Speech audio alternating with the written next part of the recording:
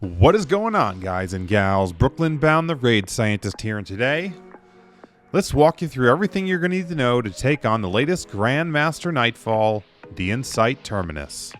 I'll cover my recommendations for subclass choices, weapons, and room-by-room strategies. If you're new to the channel, welcome, and I hope you enjoy the guide, and if so, supporting me by clicking the like button and subscribing is the ultimate compliment, and it's totally free.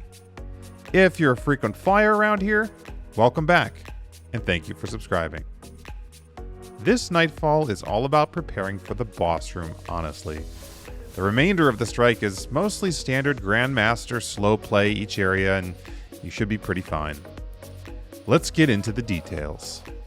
First, subclasses. For this one, you can play around with what works best for you.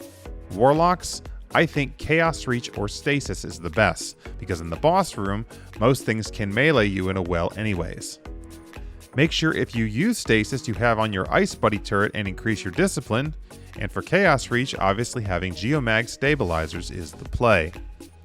For Hunters, Bottom Tree Night Stalker with dodge set to return your smoke is easily the best option. It's going to allow you to invis your team, capture plates, and revive players. I also highly recommend that you run the strike with at least one of these hunters for these purposes, because while it is doable without one, man, it makes things so much easier. For Titan, Bubble with Helm of St. 14 is a solid option, because again, it'll help you capturing the plates, and as I said, you gotta decide based on the boss room needs for this strike. Banner Shield with Ursa's is also a pretty good choice, and it'll help generate orbs and provide temporary cover for revives and capturing plates. For weapons, I bet you won't guess that Anarchy is probably the best option. It is just so good for the champions and dealing damage to the boss, as well as coating the ground with it to prevent dogs and gladiators from approaching the plates. As usual, if you don't have Anarchy, Witherhoard is actually very good, and Izanagi's Burden, especially if you have the Catalyst. Remember that you will need anti-barrier and unstoppable weapons, and this season it is Sniper and Scout for anti-barrier, and Hand Cannon or Pulse for unstoppable. Note that the only shields in this strike are Void, so it's best to use a Void weapon. I ran Succession, the Palindrome, and Anarchy for my run, and the other two in my group, one ran Anarchy Succession, and the other ran Izanagi's Burden and the Swarm. For mods, make sure you have the typical reserves and finder mods for the weapons you're using. Sundering Glare from the artifact is very good to boost damage from precision shots, and Taking Charge and Protective Light are great defensive mods. If anyone in your group is using Stasis, don't forget to put on Focusing Lens from the artifact to boost damage against frozen targets. And finally, don't forget your Unstoppable and Anti-Barrier mods on your arms. Okay, so let's walk through the strategies. And as I mentioned, most of this strike is pretty standard Grandmaster fare until the boss room, so just take things at a good pace, don't get too aggressive, use cover and team shot and you'll be fine. When you start, the first room will have 2 anti-barrier goblins as you enter. Take them out from afar, along with the Void Minotaur, and then you can push up. There will be some goblins and another Void Minotaur that pushes you, and then finally one more anti-barrier in the back left of the room. Team shot the barriers, and you shouldn't have much trouble here.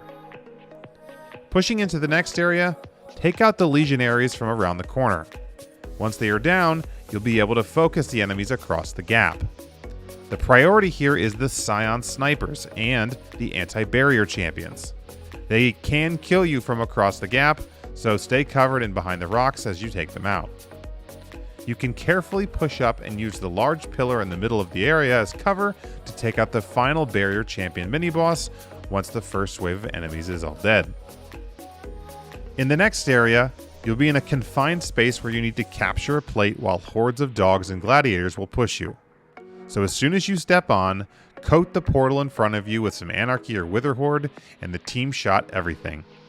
Back up off the plate if necessary, as gladiators will one-shot you even in a Well of Radiance or a Healing Rift, and at this point, 2 more unstoppable champions will spawn and push you. I recommend stunning them and then using a super on them if possible to take them out fast, and if you need to, retreat back, and once they're down you can head through the portal.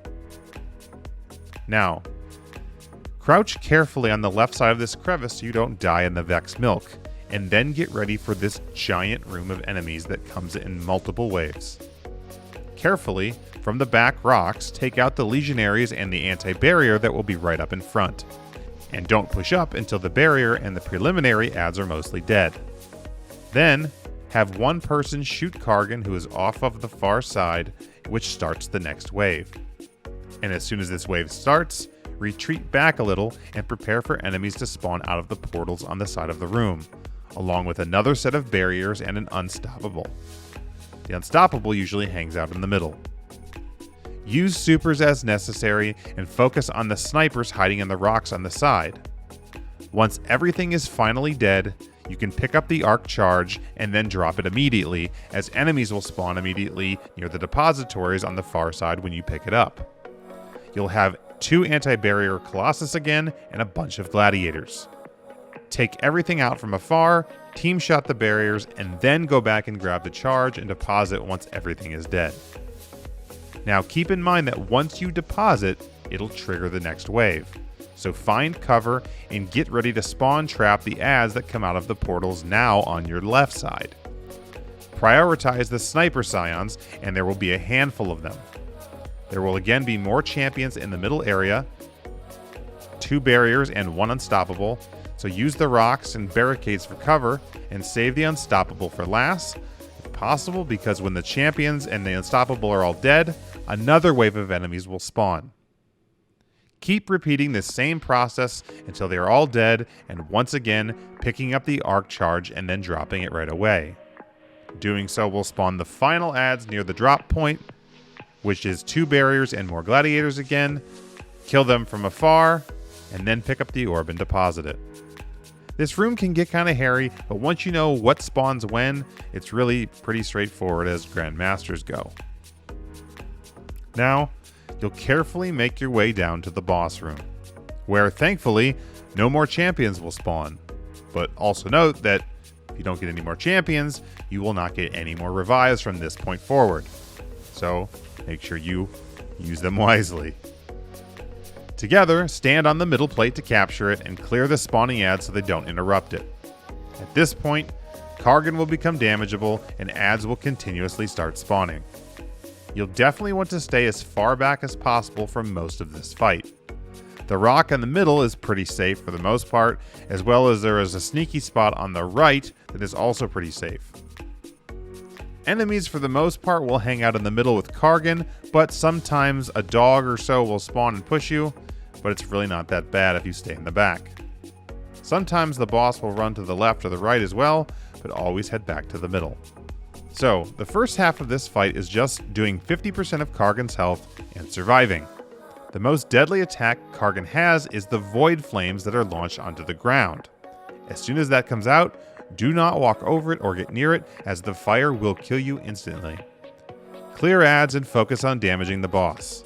I highly recommend conserving as much heavy as you can for the plates phase and the second half of the fight, unless you've gotten a lot or are getting lucky with ammo drops. Keep plugging away until Kargan gets to 50% health and goes immune. Now starts, in my opinion, the hardest part of this boss fight: capturing the 3 plates. Gladiators will spawn, dogs will spawn, along with legionaries, and any enemy that enters a plate area will interrupt the capture. Depending on your subclasses here is how you'll need to split up your team and capture them. I'd recommend if you have an Invis Hunter, use them to capture the plates while the other players aggro the enemies to keep them away from the Hunter. Stay mobile and focus on the gladiators and avoid incendiary enemies, and most of all, be patient. You may have to abandon a plate, run off and drag the adds away, and sneak back over as you can before you can capture it. Use heavy also, as you can clear the gladiators and enemies much faster, and when you find a lull in the adds, take advantage and capture the plate. You're going to want to do this one at a time. Once all 3 plates are captured, Kargan will finally be damageable again, and you can use supers, heavy, and whatever you can to burn them down. Repeat the same vantage points and safe areas as you did for the first half of the fight, and Kargan will pretty much stay in the middle for the remaining part of the fight. Also, watch out for dogs and other enemies that will push you, and keep whittling away until Kargan falls. Make sure you also stay until the dialogue finish after the boss dies, as the loot takes about 30 seconds or so to drop. Best of luck in getting this done, Guardians, and if you found this video helpful, a positive rating is greatly appreciated. And please also consider subscribing to get connected to the channel. Thanks for watching, and until next time, take care.